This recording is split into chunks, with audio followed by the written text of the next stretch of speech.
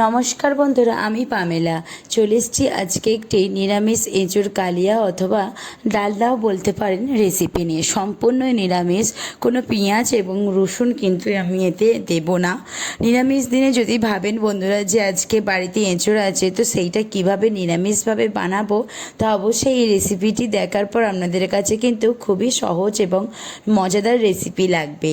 তো এই মজাদার রেসিপিটি পরিবারের সঙ্গে সকলের সাথে ভাগ করে খেতে আমার এই চ্যানেলটি অবশ্যই কিন্তু সাবস্ক্রাইব করে রাখতে পারেন নিত্য নতুন রোজের ভিডিও দেখার জন্য। তো চলুন আজকের রেসিপিটি তো আপনাদের সাথে কথা বলতে বলতে আমি শুরু করেই দিয়েছি। প্রথমেই তো সর্বপ্রথম এঁচোড়টা এই যে কেটে নিয়েছি। তারপরে এঁচোড়টা কেটে নেওয়ার পর লবণ আর হলুদ জলেতে কিছুক্ষণ রেখে দিয়েছিলাম। তারপরেই কড়াতে অনেকটা জল দিয়ে লবণ আর আবারও হলুদ দিয়ে আমি কিন্তু ভালো করে একটু সেদ্ধ করে নিলাম। 50%-এর থেকে 60% মানে অর্ধেকটা খুন্তি দিয়ে ভাঙা যাবে, তো সেরকমভাবে সেদ্ধটা করে নিয়ে একটু চাপ দিলে যাতে ভাঙা যায়, একদমই নরম নয়। তো সেই পর্যায়ে কিন্তু ভালো করে সেদ্ধ করে জলটা ছেঁকে আমি রেখে দিলাম। এরপর একটা মশলার পেস্ট বানিয়ে নেব। আদা, তারপরে যে দেখতেই পেলেন জিরে, মৌরি, দালচিনি, লবঙ্গ, এলাচ সব কিছু দিয়ে যে একটু সামান্য জল দিয়ে আমি মিক্সারেতে পেস্ট করে নিলাম। চাইলে আপনারা কিন্তু সিলেতেও আলাদা আলাদা করে নিয়ে করতে পারেন। আমি মিক্সারে করলাম বলে সব কিছু একসঙ্গে দিয়ে ভালো করে মিক্স করে নিলাম। তারপরে এই যে ডুমো ডুমো করে আলুগুলো আমি ভেজে নিচ্ছি। আলুগুলো প্রথমেই কেটে রেখেছিলাম। আলুগুলোতে কিন্তু কোনো রকম লবণ বা হলুদ আমি কিন্তু কোনো কিছুই দিই না।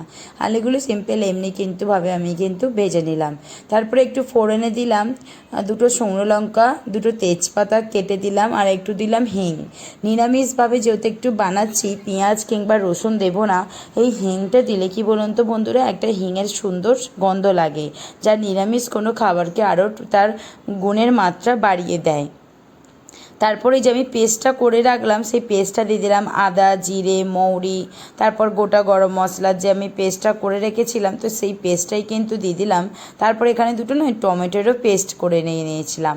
তো দুটো টমেটোরও কিন্তু মিডিয়াম সাইজে ভালো করে আমি পেস্ট করে নিয়েছিলাম, তো সেইটা দিয়ে দিলেও, চাইলে আপনারা একদমই ছোট ছোট করে কুচি করেও কিন্তু এখানে দিতে পারেন। এবার ভালো করে কিন্তু এইটা একটুখানি কষিয়ে নেব। এই যে কত সুন্দরভাবে কিন্তু তেলটাও ছাড়া শুরু করে দিয়েছে, দেখুন গা থেকে কিন্তু অনেকটাই কিন্তু তেল ছাড়তে শুরু করে দিয়েছে বন্ধুরা। এই রান্নাটি খেতে কিন্তু খুব সুন্দর লাগে, রুটি, পরোটা কিংবা ভাতের সঙ্গেও কিন্তু খুব সুন্দর লাগবে।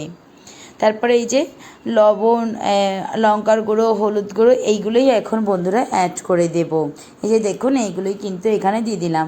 আমি এখানে জিরে গুঁড়ো, ধনে গুঁড়ো অ্যাড করব না, কারণ জিরে যেহেতু আমি বাটাতে দিয়েছি, মৌরি বাটা আছে, তাই এখানে কোনো গুঁড়ো মশলা আমি কিন্তু দেবো না। সমস্তটাই কিন্তু দেখতে পাচ্ছেন আমি কিন্তু বাটা মশলাতেই করছি।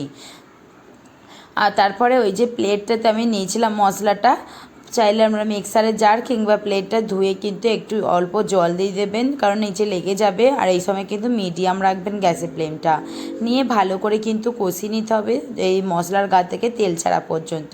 আমি দেখুন অনবরত কি সুন্দরভাবে ঘুরিয়ে ঘুরিয়ে ভালো করে নেড়ে চেড়ে নিচ্ছি। আর এইটা কিন্তু কাজু বাটা দিলাম। এই যে দেখতেই পেলেন কাজু মিক্সারে নিয়ে নিয়েছিলাম, কাজুটাও আবার কিন্তু শুধু একটু জল দিয়ে ভালো করে কিন্তু বেটে নিয়েছিলাম।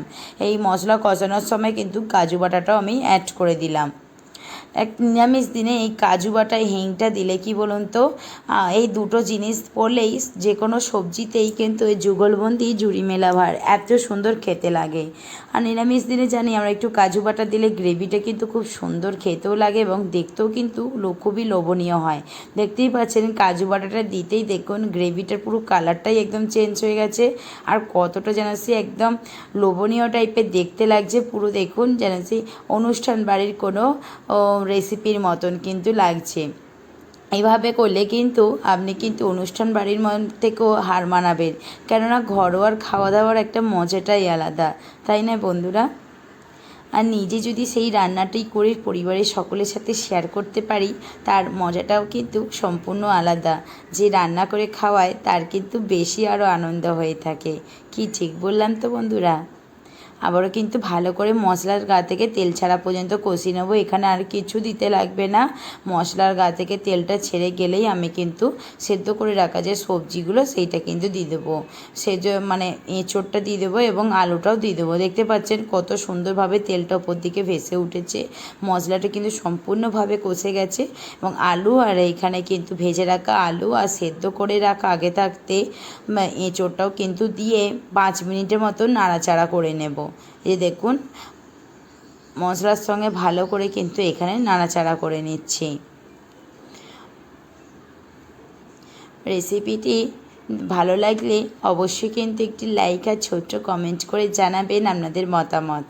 আর চ্যানেলে যারা নতুন আসছেন তাদের কাছে অনুরোধ করছি চ্যানেলটি সাবস্ক্রাইব করে পাশে থাকার জন্য। নিত্য নতুন রোজের ভিডিও আমি একদিন ছাড়া আপলোড করে থাকি রেসিপি, তা আপনাদের কাছে যেন অবশ্যই পৌঁছে যায় আর একটা ভালো লাগার স্মৃতি হয়ে যেন আমার এই রেসিপিগুলো আপনাদের কাছে যেন থেকে যায়, এটাই শুধুমাত্র একটি চাওয়া। আর এই যে দেখুন 4 থেকে 5 মিনিটের মতন ভালো করে কিন্তু আমি মশলার সঙ্গে কষিয়ে নিলাম।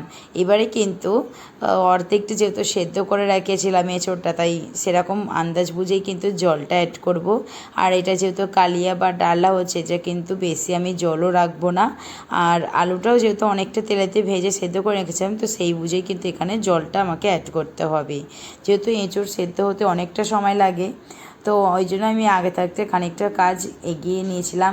আর এর এঁচোড়টা আগে থাকতে সেদ্ধ করে রাখার কারণও আছে, একটা যে এঁচোড়ে দেখবেন কষ ভাব থাকে, তো সেইটাও কিন্তু চলে যায় এবং খেতেও কিন্তু খুব সুন্দর লাগে।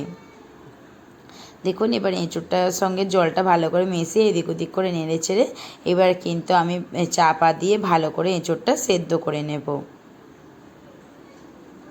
এই যে দেখুন এতটা পর্যন্তই আমি জল দিয়েছি, তো এতটা জল কোনো মতেই থাকবে না, জলটা কিন্তু অনেকটাই শুকনো শুকনো মতন করে তারপর নামাবো। আর সেদ্ধ হতো যেহেতু আমার পরিমাণ মতন যতটা জল লাগবে আমি ততটাই কিন্তু এখানে আন্দাজ মতন অ্যাড করে দিলাম। এরপর দেখুন চাপা দিয়ে দিচ্ছি আর কতটা সুন্দর কালার এসেছে দেখুন একবার। তো টাটা বন্ধুরা, বাই।